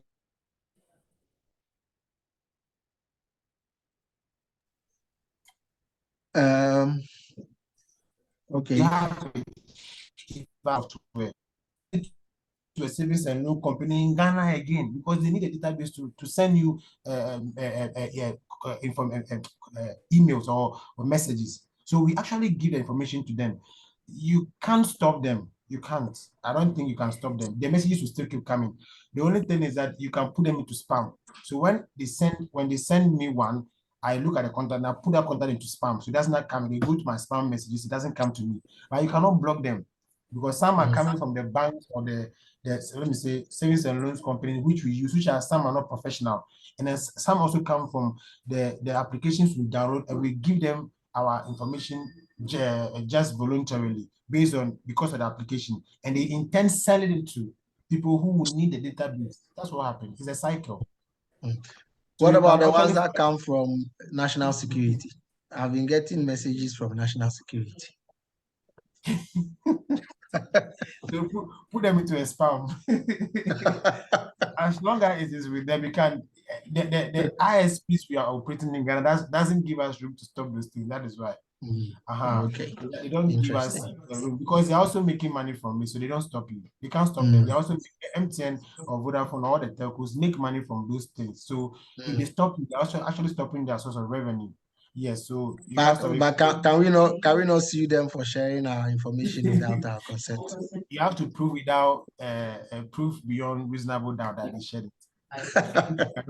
Okay, thank you very much. Dennis, is that okay? Okay, and also I wanted to the first presentation that was done on data at rest.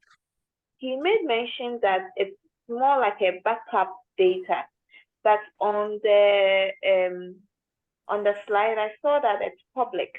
So I was quite confusing because if it's at rest, it's more like a backup data. How does it become public? As well, could throw more light on it. Okay. Okay. So, what I when it gets to the classification of data, my slide showed restricted, confidential, general business, and then public.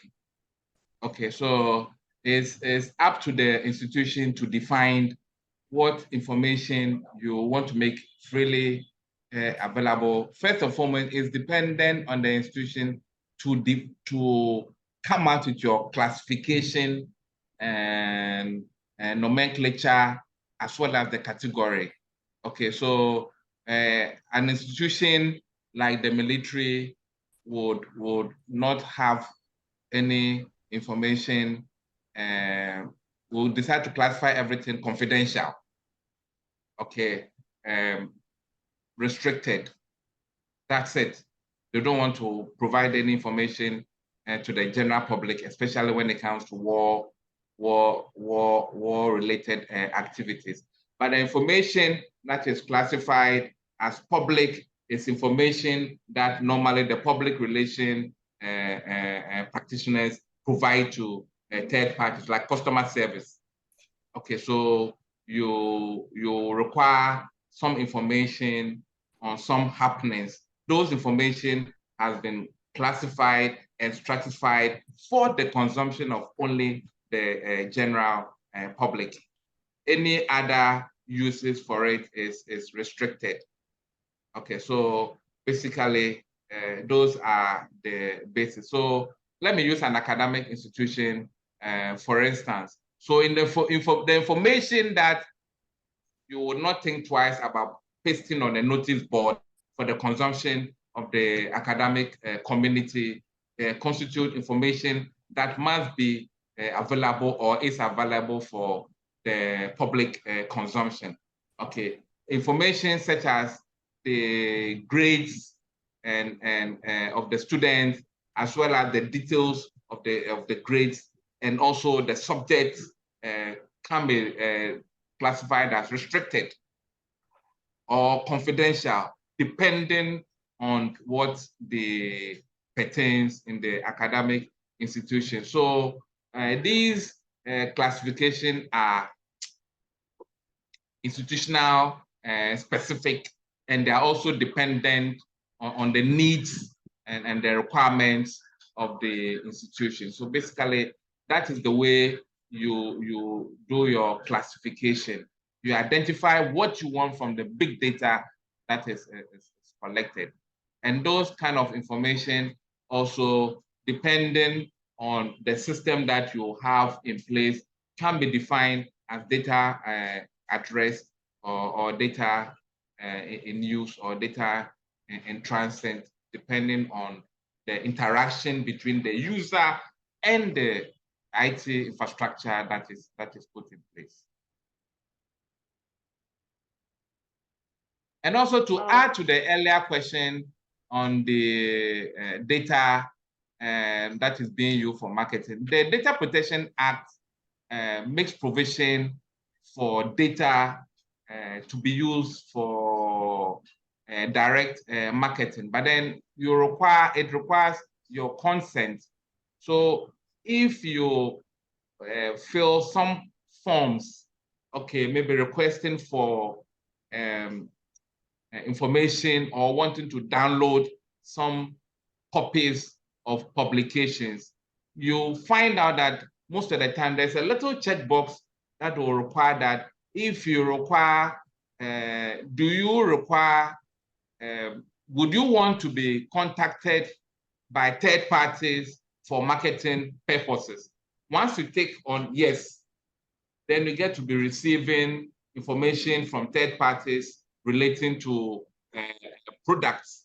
Okay, but where your consent is not sought, and then your details, your email number or your cell phone, your email account details or cell phone number is forwarded to third parties, and then they get in touch with you, you can take legal action against them. By law, the security agencies, they call it national security purposes, do not require your consent to use your details to provide you with security information. It must, the motive for contacting you must not be profit motivated. If it is profit motivated, then your consent must be sought. But if not profit motivated and it's for informational purposes and for promoting the good of the society, then your consent normally will not be sought. So that is how come we get information from the national security on some security related information. But then there can be a class action if for instance you get Malcolm contacting you, and then you get a ShopRite, you get another company, and they've not sought your consent, you can take them on, provided you have the resources to embark on a legal action. Interesting. Yeah. Thank you very much, Mr. Quarshie. So there were two other hands. We'll limit it to that, but please very short and straight to the point questions because we have very limited time. So Daniel Kwate, if you can ask your question. Okay, thank you very much.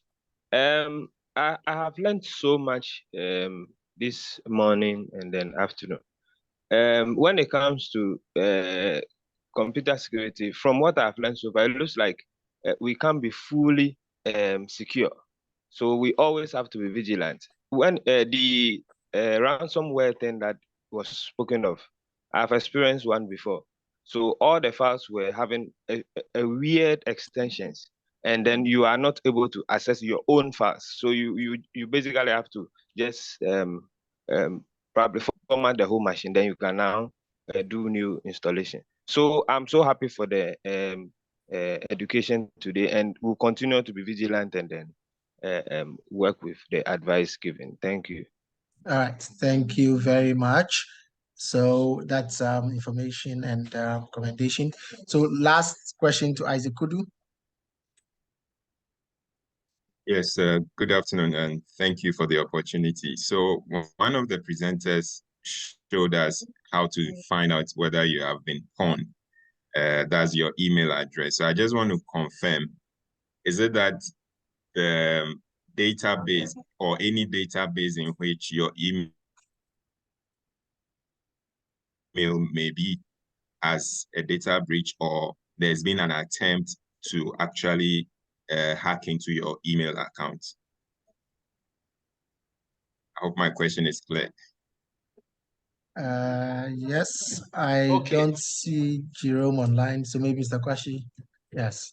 Yes, okay. So what happens is that I think Jeerome mentioned it.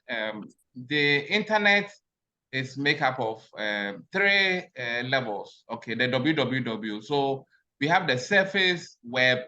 That is where when you type www CNN or www.gov, it takes you to. Okay, so that is the surface web. And then we have the dark web, and then we have the deep web. Okay, so the first layer is the surface web. The second layer is the deep web, and then the third layer is the dark web. So between the deep web and the dark web, you cannot use your normal browser to access any information from there. It's secure. You have to be a hacker. So there's a browser called Onion. Okay, so if you click on it, it's called the Onion browser or Tor, C-O-R.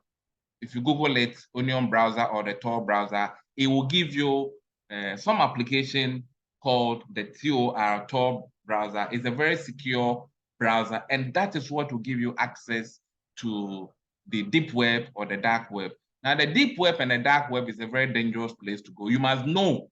You must know the ins and outs. You must know the rules of engagement before you enter that space.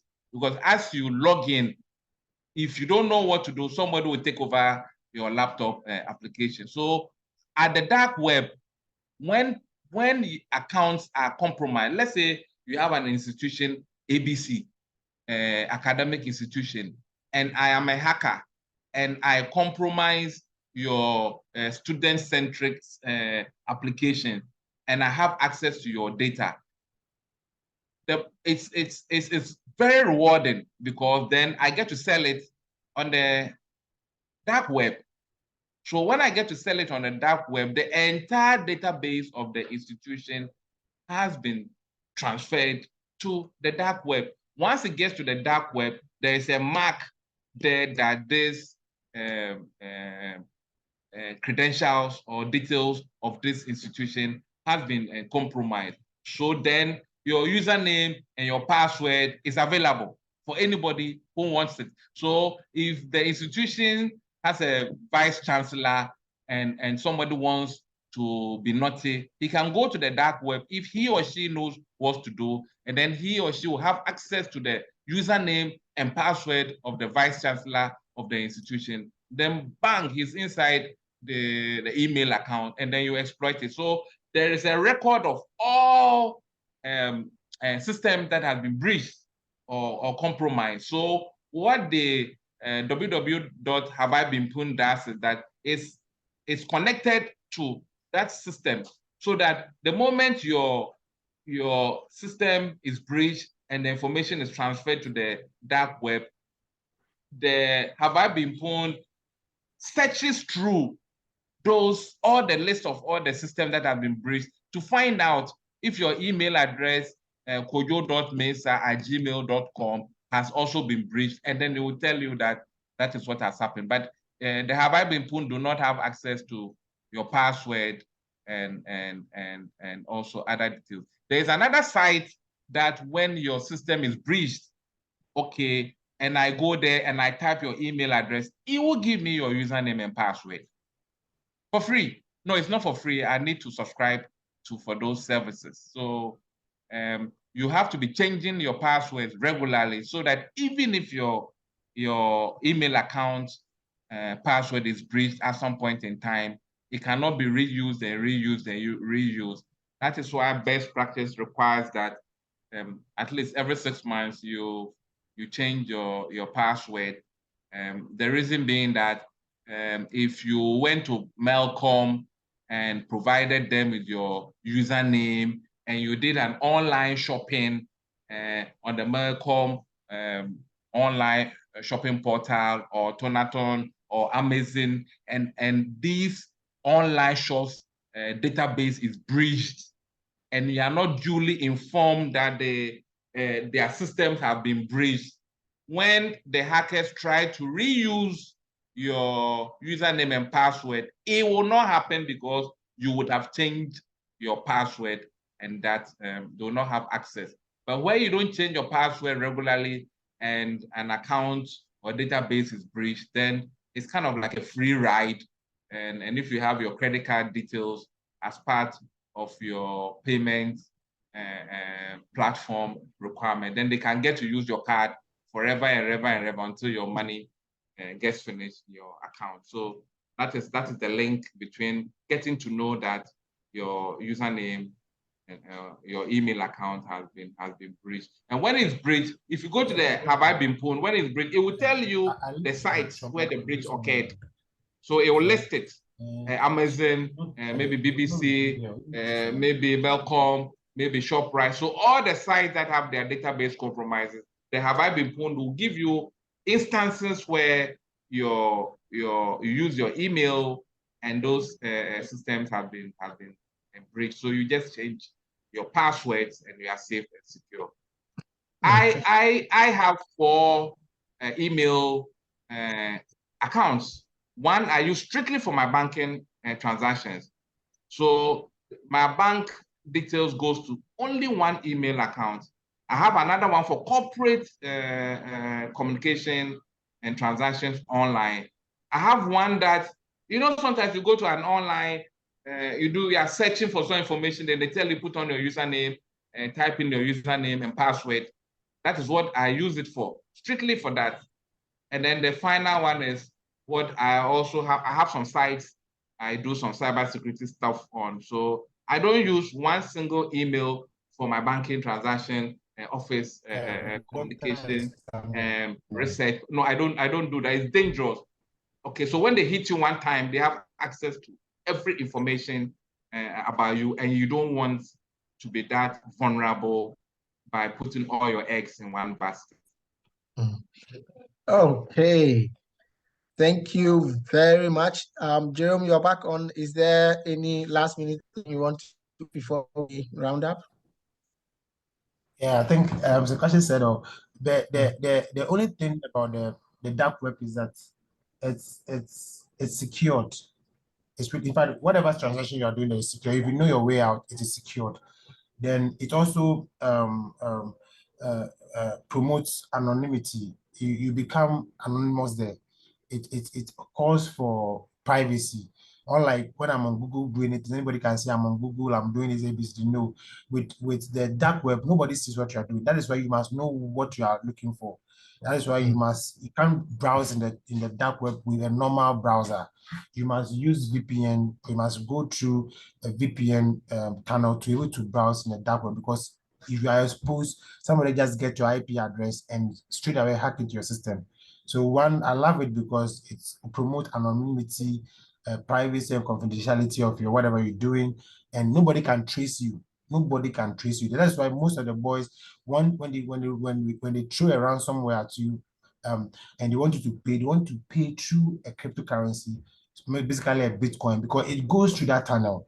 Because you don't know where the thing is going to, you can't even check who you are paying to. So the dark is good, but you must understand how it plays. It works like an onion, how you remove layer upon layer upon layer. So that's how it works. Unlike a surface website where everybody knows that you have gone to google.com today, you have gone to ABCD today, you can actually track that on Yahoo today. But you cannot track me when I'm in dark web. So it's very good. So I think that's what I would say. And then lastly, we need to play safe because the internet has come to stay. We cannot do without the internet. In fact, if you don't handle your phone for 10 minutes, you are jiggling, your body is moving. You want to play with your phone. But let's play safe. And now that we are doing a lot of online banking, we are doing online education, we want to do everything on the cloud, we need to be careful. Your security, best devices, buy good devices, make sure they are secure. Sometimes you have to pay for them. Make sure you pay, because if you don't do that, the consequences is that you cannot even compare them. So let's be safe when you are browsing online. Thank you. Okay, thank you very much. Two things that I have personally learned from this meeting on a light note are that the web is as dangerous as being in a horror movie itself. So we have to be careful. And two, notify it with my institution IT group, because I always wonder why they want me to change my password every 3 months. And so these are two things I'm going to reform on, and hopefully make the best out of whatever I do online. So thank you very much to our two resource persons, Mr. Sam Quarshie and Mr. Jeerome Geraldo, for taking time out to give this education. I think it's been very helpful. I have definitely learned beyond what the two things I talked about. I've learned a lot of things from this webinar, and we look forward to being able to apply this information in our everyday lives and to be able to get the best out of whatever we do on the web. So thank you very much to the both of you. And we hope that in the future, we can call on you to give us additional information in terms of how to protect ourselves on the web. So thank you all. And for COBREG members, so we will have a few activities coming up. Our next webinar comes up just under a month's time. So that will be announced through our normal channels. And then we are also planning a hands-on workshop that will also be advertised very soon for those who be interested to make applications to that. So thank you all very much for joining, and wishing you a good day and a nice week. Good afternoon and good morning wherever you are.